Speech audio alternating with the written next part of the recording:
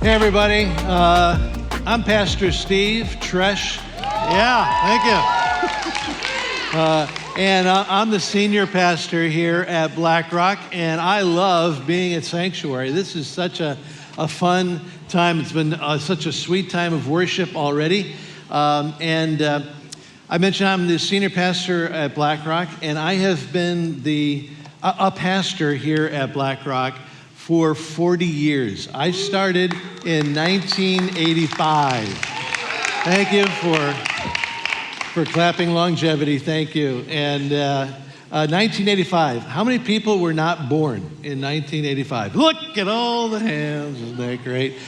You weren't missing anything. The internet connection was terrible back then. So the thing is that I'm giving you a sermon right now, but it's a sermon like you've probably never heard, and I've never preached before, because it's a lot of it is family news. If you're part of Sanctuary, you are part of a larger family called Black Rock Church. Whether you knew it or not, you're part of our family. And so I'm going to share some family news. And the family news will include some details that you're like, some of you will say, why do I need to know that? And what's the relevance to me? But you know what? We're a family, okay? So that's just part of what it is to belong to a family. Not everything is perfectly, designed for every member of the family, but I think that some of what we'll share tonight will be relevant to you.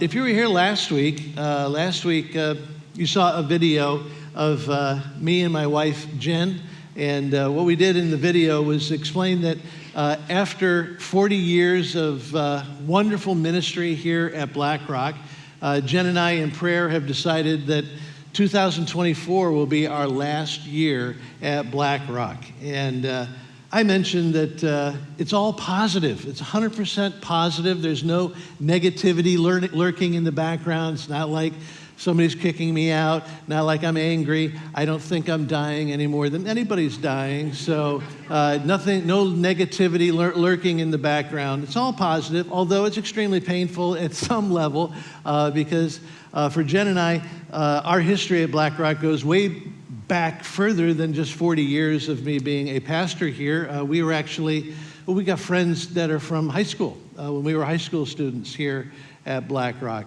And so, I was just really reflecting on the song that we were singing about fear will never conquer me, and that Jesus, you're in every step I take. Because Jen and I are a little bit like Abraham and Sarah of old. We don't really know where God is leading us. God is just calling us to leave the family and place we love for whatever is next. And we don't know where we're moving. We're moving out of Fairfield County. I was talking to Devin in the back, and he suggested that we move to Lebanon. And I said, Lebanon? Isn't that like Syria? And like, he said Lebanon, Connecticut. So that was good because we're thinking of staying in Connecticut. So anyway, we're kind of on a search for where God wants us to be. But one thing we know is that we're going to be leaving Black Rock wanting to share the blessing particularly that we've received from being part of Black Rock. And what that means for me personally is that I believe Jesus is calling me to take a step into being a missionary to pastors. I'm being called into full-time ministry coaching, to be a pastor coach for other pastors in Connecticut and New England. And so that's what I'm going to be doing in the future. But it really is future. That pastoral coaching thing is something that will take place in my life after Black Rock, after our farewell in January 2025. And so I'm not really thinking so much about that. Right now, I'm thinking about how do I finish well this calling that God gave to me here at Black Rock, starting as senior pastor 30 years ago. And I'm really focused on what can I do to help this church that I love with all my heart to be set up for future leadership in the future. So the Black Rock Church is led by some spiritual leaders called the elders. And the elders are aware of the transition that God's leading me on for about a year now. And the elders have been praying and praying and planning. And so the elders do have a plan. And this is the family news part, a plan for what the future leadership of Black Rock is going to be.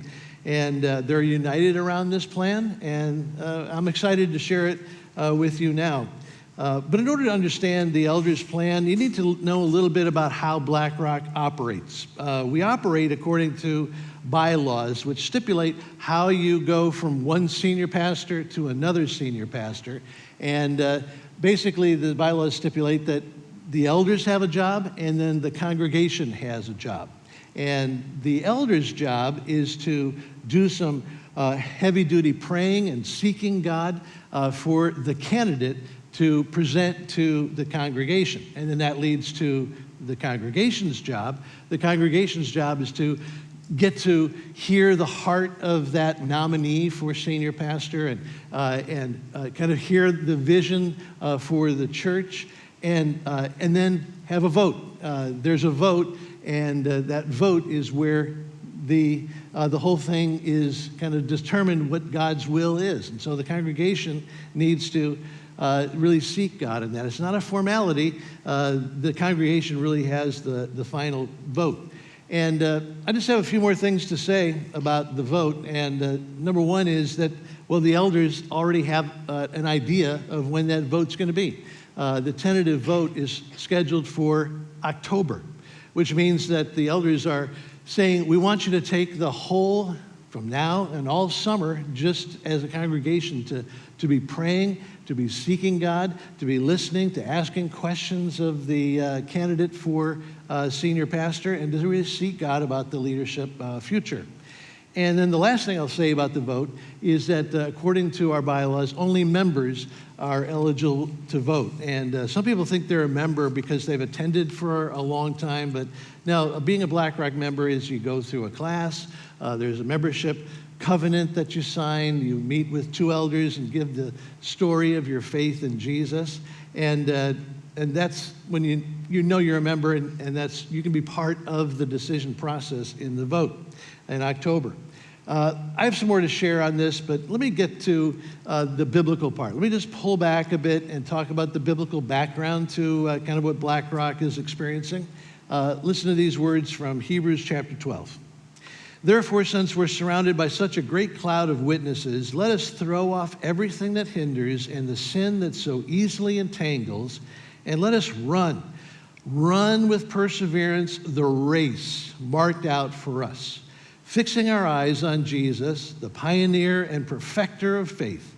For the joy set before him, he endured the cross, scorning its shame, and sat down at the right hand of the throne of God. Consider him who endured such opposition from sinners, so that you will not grow weary and lose heart. So the key image here is a race. And we're to picture this stadium that has just a cloud of witnesses in the stadium, and they're watching a race. It's a race where the runners are not running for their glory. They're running to win a race to please Jesus, for Jesus' glory. And then one other interesting thing about this race, that it isn't a solo event. We're given enough context here in Hebrews to indicate that the race that is being talked about is a relay race, you know, as the kind of relay race that involves passing a baton that goes all the way back to ancient Greece. And if you read in the context before Hebrews 12, we have Hebrews 11 and this list where God gives a list of his faithful runners from the Old Testament. They're listed in chronological order, and all this leads us to believe that it's like there's this baton, and Abel is passing the baton to Enoch, and Enoch is passing the baton to Noah. Noah passes the baton to Abraham, and I have a baton here, and this baton is an exact replica of the baton they used in ancient Greece. At least that's what that Target guy said when he sold me this, which not really. This is just a regular old kind of baton that we use in relay races these days. And it's really not a fair kind of representation of the real baton that they had in ancient Greece, the kind of baton that the first hearers of Hebrews would have had in their mind. Because our relay race and the passing of the baton today is actually a reenactment of an ancient communication system. So picture a king who's on his throne, and he's many, many miles away from the battlefield, where there is an important battle being fought for the progress of the kingdom.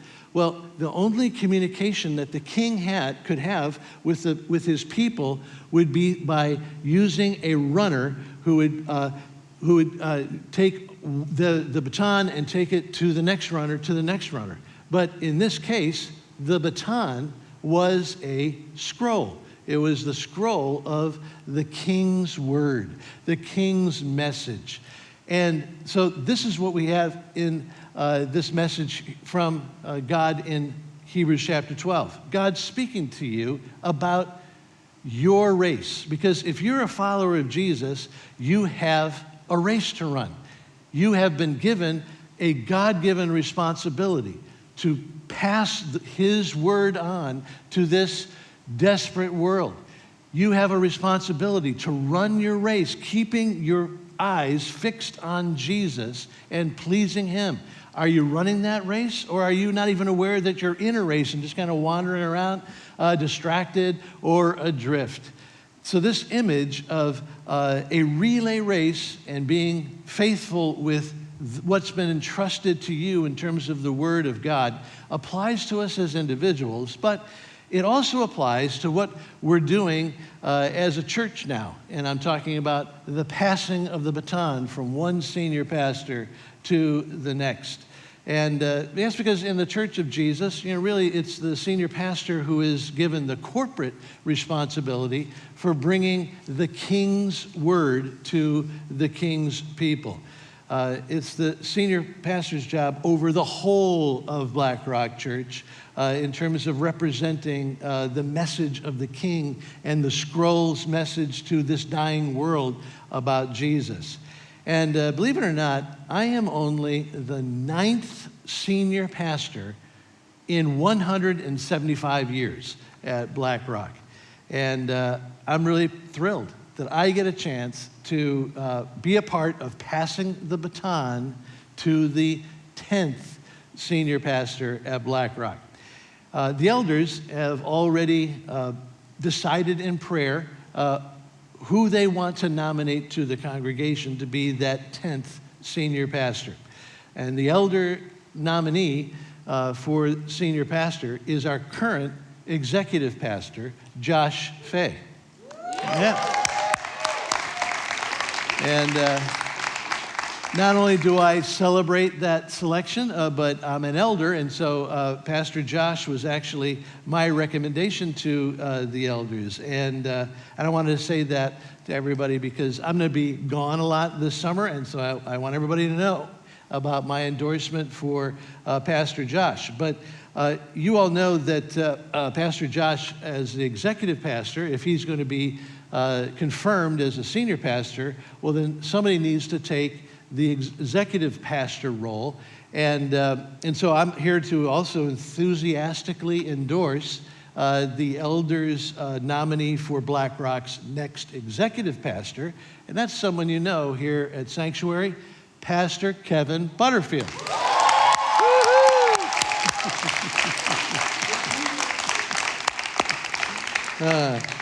Which means that the elders' plan for leadership future here at Black Rock is in a completely internal transition, where the new team will be faces you know in Pastor Josh and Jeremy Taylor, and also now Kevin Butterfield. And so all of this begins with the congregation, though, getting to know the heart of Pastor Josh Feay and getting to know more about him. So take a listen. When I look back at my life, I'm amazed at how God used different people and circumstances to grow me and mold me into the person I am today and really prepare me for the next stage of ministry. My faith story really starts with my parents.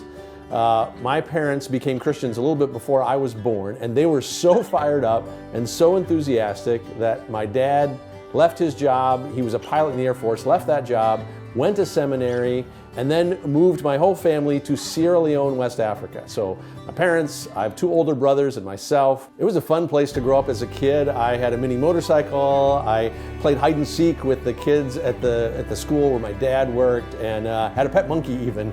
And so I do remember vividly accepting Christ at 6 years old. I remember kneeling with my mom. I remember vividly this burlappy brown textured sofa that we knelt in front of, and it was a powerful memory for me. I don't actually have a lot of memories from my childhood, so it's a powerful memory to pray and accept Jesus into my heart.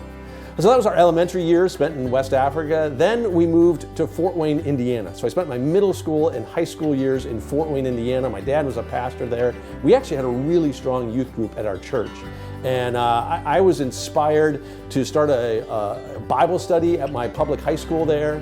We really kind of had a great church and a great experience there. I also learned to love basketball. I still love basketball. Now I live vicariously through my kids and who play, and I coach them, but I played in high school there, and it was a good time of growing up. Then my college years added a new dimension to my faith. I got really involved in a college ministry of a Presbyterian church. They were into like in-depth Bible study, which was good for me at the time. Although probably the best thing about that college ministry was I met my wife, Maria, there. And we got married just a year after I graduated. And I graduated with an economics degree. I was working for an insurance company at the time. But I really wanted to do something that had more direct meaning or purpose.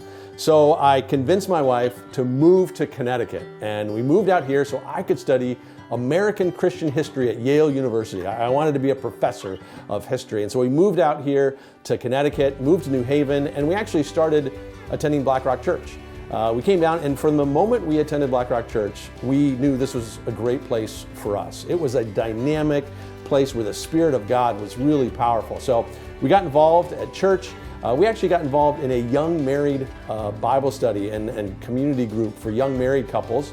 And I remember I was in graduate school. I was supposed to be studying for school, and I remember my mind would wander to how this group that we were in could be deeper spiritually, how we could live out our faith even more, make more of an influence in our community. And so that, along with a number of other things, led to me realizing I was really called into full-time ministry. And so I changed the degree program I was in, got a Master of Divinity, studied the Bible and theology, did a year-long internship at Black Rock Church, then ended up getting hired full-time in 2003. And when I look back at how God kind of orchestrated our lives to bring us to Connecticut, bring us to Black Rock Church, it's truly amazing to see how God works. So my first job at Black Rock Church was actually starting up ministries on college campuses. And I started ministry at Fairfield U. I actually got kicked off the campus of Fairfield U because they didn't know who I was or what I was doing. I went and met with the priest in charge of campus ministry there and ultimately became the official Protestant chaplain there, so it worked out well. I also started up a ministry to international students at the University of Bridgeport that is still going. And one of our global partners does it, and we support them there. And I learned a lot from that ministry on how to interact with people who have no experience, because I led a Bible study for Chinese graduate students, and they had never read the Bible. They were like, I understand, I've heard of Adam and Eve, but I don't know who they are or what it means. And so that was a great ministry as well. Now, after doing that for a couple years, I moved on to do spiritual development. That means being in charge of adult classes, Sunday school classes, and community groups, membership, things like that. And it really allowed me to be involved in a lot of different areas of the ministry there. So along the way, Maria and I had kids. We had so many kids. Initially, I wanted 2 kids, Maria wanted 4 kids. We ended up having 5 kids, and they are great kids. My oldest son, Eli, is about to graduate college and get married, and we're excited to welcome Monica as a new member of our family. I have a daughter, Zoe, who is a junior in college studying elementary education. I have a son, Ian, who's a freshman at Syracuse, and I have twin daughters, Ava and Ivy, who are sophomores in high school. And I will say, honestly, one of the best things I've done to help myself grow spiritually is be a father and a husband. And understanding how much God sacrificed for me has led me to try to sacrifice and be a good parent to my kids. To be honest, I mess up more than I should. I should be even more selfless than I am. But really, being a parent and a husband has taught me a lot about what it means to follow Jesus. I'm also really thankful that my kids have been able to be a part of Black Rock Church. They have really developed a strong foundation by being a part of the kids ministry here, the programming's on Sunday morning and midweek, and also the youth group, the middle school and high school youth groups that they were a part of have really helped them. They've developed lifelong friendships, both with students and with their adult leaders. And so I'm so thankful for the way Black Rock Church has influenced me and my family. Leading our Rwanda partnership the last 20 years has also helped me grow spiritually. I've been able to take my wife and kids on trips. Maria's on the board of missions. It's really helped us understand God's heart for justice in the world. Now, back to the roles that I've had here at Black Rock, I moved into the role of leading our Sanctuary Young Adult program and service. Now, that meant preaching almost every week at our Sunday night service and leading all the programs for 200 young adults, their groups, their retreats. Now, young adults are one of the most important and missing groups in church. They're going through so much, they're making a lot of decisions, and it's a powerful ministry, helping people get connected to God at a really important time in their life. So after leading the Sanctuary Young Adult Ministry for around 9 years, I moved into the executive pastor position. That's what I have now, and that's a role where you help define the vision and carry it out for the entire church. Also means leading most of our ministry staff. And when I look back at the way God has allowed me to be involved in so many different ministries at Black Rock, I'm so thankful for the ability to be a part of so much and learn so much about who God is and what it means to lead His church. As Black Rock Church turns 175 years old, I'm excited about our past. Black Rock has been a pillar of faith in Connecticut and all of New England. We have helped people come to faith and grow. We've trained pastors and leaders that are at some of the most dynamic churches in our region. And while I'm excited about the past of Black Rock, I'm even more excited about the future. One of my favorite Bible verses is John 10:10, where Jesus says that the thief came to steal, kill, and destroy, but He, Jesus, came that we might have life and live it to the fullest. And when I look around at our world, I do see a world that has a lot of anxiety and stress and loneliness. And people's lives are being stolen because they don't understand that they can have a relationship with Jesus that allows us to live the most meaningful, joyful life we can have. It doesn't mean that life's always easy, but it means that God is always with us. The vision of Black Rock Church is to inspire hope and ignite faith in every person we meet by connecting them to God through Jesus. I'm excited about Black Rock's past, about our strong church we are today, and about the exciting future God has for Black Rock Church.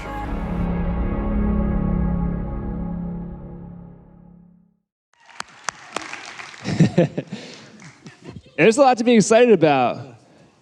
What was that? There's just a lot to be excited about. I'm excited. I'm excited too. Very excited. That didn't sound very excited. I'm excited. Hey, there we go. All right, so the reason why we're up here right now is they gave me permission to ask each of them one question. All right, so we're going to start with Steve, and we're going to work our way down. So, Josh, you can put your mic down for a minute. You don't need to say anything yet. I might need to prompt him if he needs. Okay, so, Steve, going back to what you said when you were up and you were giving your little sermon, that was really great, by the way. Thinking about you have been here for 40 years. So some of us here are just starting our careers, and we're already having a hard time going to work, like day after day. And it's like, we've been at this for like a year, and it's like, I don't know how I'm going to keep going. So what has sustained you after 40 years of working in ministry? Coffee. No, I think the main thing, I think of two things that have really sustained me, and a very good question too, because we were just in Hebrews 12, which talks about the race, but really God is not calling us just to run a race. He's calling us to persevere to the end of the race, to the finish line. And so when I think of how God has kind of sustained me over 40 years, I think of two things. The first thing is getting people to pray for me, because the very first sermon I preached as a senior pastor here at BlackRock was a sermon about prayer, about how God's people need to pray for their leaders.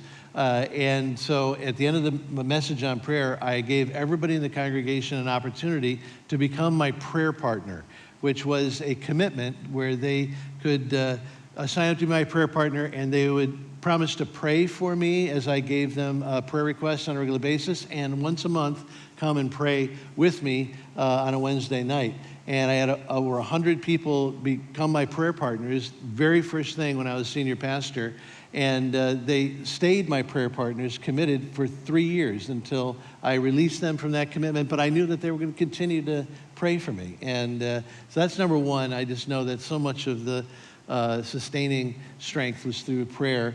The second thing that sustained me was just the passion that comes with having the privilege of sharing the never-changing gospel in ever-changing ways, in ever-changing society, and taking the unchanging gospel of Jesus and then applying it through different changing methods, and then seeing people get their lives transformed by turning to Jesus, and through the Word of God and the work of Jesus, just having their lives transformed.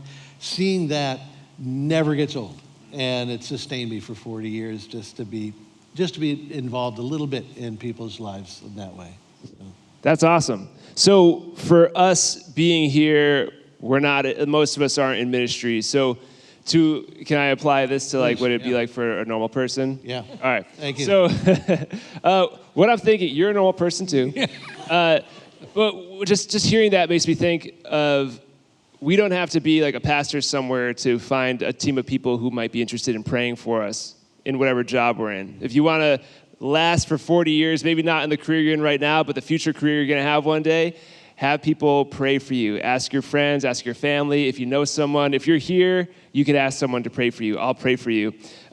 Make a little prayer team. It doesn't have to be a ton of people. It doesn't have to be like 100 people. It could be one person, 2 people, 3 people. And then the second thing Steve said was sharing the gospel with people brought you life, right? Absolutely. So you don't need to be a pastor to share the gospel with somebody. And seeing someone's life transformed by the gospel and like an eternal impact happen right in front of you, that held you out for 40 years. Yeah. And you can too.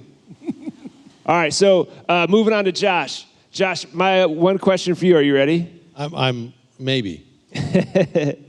So I'm sure when you were applying to BlackRock, you went to Yale, and you're like applying for a job to BlackRock. Your dream job wasn't the internship you landed, right? So because a lot of times when we're early in our careers, for a lot of us, you take a job hoping to be some high up position someday, but you don't start out there. So when you took the job at BlackRock as an intern, were you hoping to be the senior pastor one day, and what was that process like?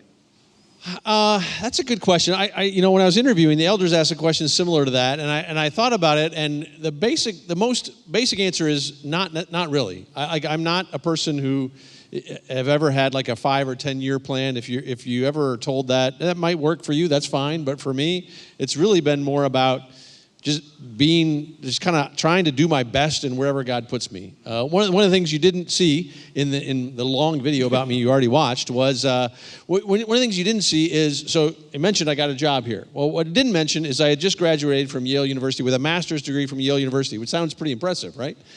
And I actually had a couple churches who flew my wife and I out to interview, that's I was pretty impressed. I felt pretty cool. Like they were flying me out, paying for me to fly out, put me in a hotel with my wife and I, interview, until neither one of them offered me the job. So I come back to Connecticut. I don't have a job. I'm actually a stay-at-home dad. At the time, my son, who is now gigantically tall with a big red beard, he was like 3 months old. I was staying at home watching him. My wife was working, and I just had graduated from Yale. I didn't have a job. And so I actually talked to the missions and executive pastor at the time, and he's like, well, maybe we've always wanted to reach the college campuses. Maybe you could do college ministry. And I'm like, all right, I just wanted a job. And the other thing is, I really just wanted to do ministry. I was so excited to do ministry. So that was my first job here. And even when I moved into other jobs, I moved into the spiritual development because the pastor who was leading that moved to Florida, and they were like, well, this is opening. And at the time, I was working with college students. Those of you that are college students out here, you probably stay up very late.